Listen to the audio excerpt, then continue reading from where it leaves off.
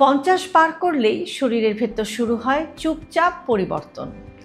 হাড় দুর্বল, এনার্জি কম, স্কিন ঢিলেঢালা হয়ে যাওয়া, ঘুমের মান কমে যাওয়া।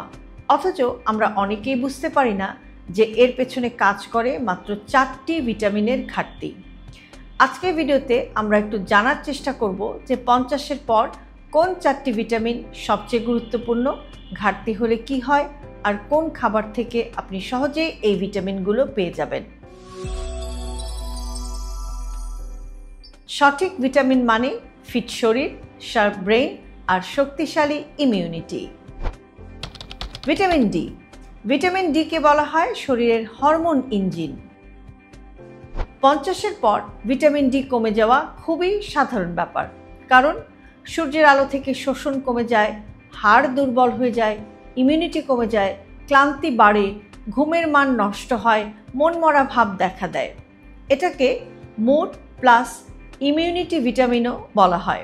ভিটামিন ডি এর ঘাটতির লক্ষণ: হাঁটু কোমরে ব্যথা, পেশিতে টান, সবসময় ক্লান্তি, ঘন ঘন অসুস্থ হওয়া, মন খারাপ বা ডিপ্রেশন। যে সমস্ত খাবারে ভিটামিন ডি আছে: সামুদ্রিক মাছ যেমন স্যামন, সার্ডিন, ডিমের কুসুম, মাশরুম, ফর্টিফাইড দুধ, দই, সিরিয়াল।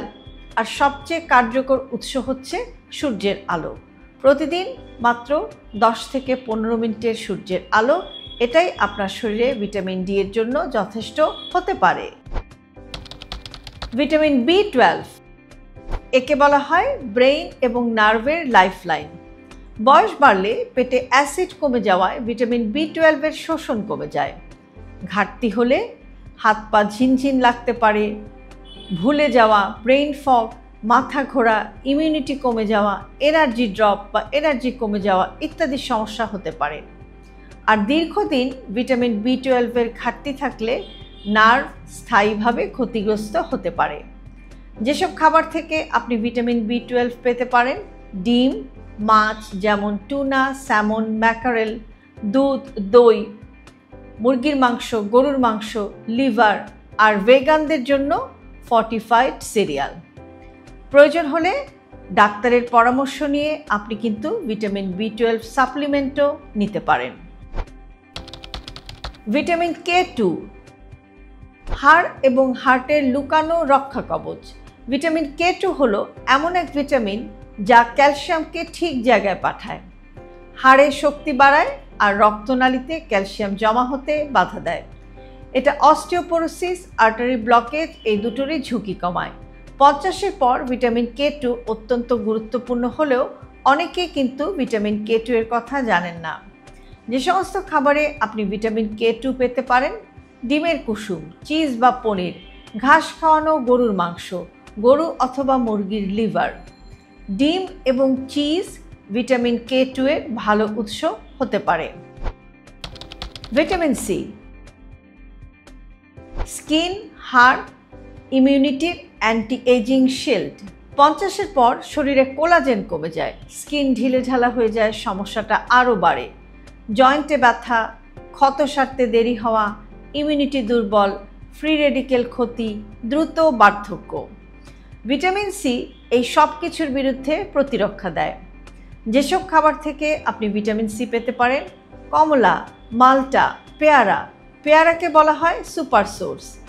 আমলা বা আমলকি, kiwi, strawberry, broccoli, bell pepper, কাঁচামরিচ, ধনেপাতা, এই সব কিছু থেকে আপনি ভিটামিন সি পেতে পারেন। তবে অতিরিক্ত তাপে ভিটামিন সি নষ্ট হয়ে যেতে পারে, তাই যতটা সম্ভব কাঁচা অথবা অল্প সেদ্ধ খাবেন। 4টি ভিটামিন কিভাবে একসাথে কাজ করে: vitamin D plus vitamin C, শক্তিশালী ইমিউনিটি; ভিটামিন বি12 plus vitamin C, energy boost, iron absorption বাড়ায়; vitamin D plus vitamin K2 হাড়কে করে সুপার স্ট্রং; ভিটামিন K2 ক্যালসিয়ামকে আর্টারি থেকে দূরে রাখে; আর ভিটামিন সি ত্বক এবং হাড়ের কোলাজেনকে ধরে রাখে।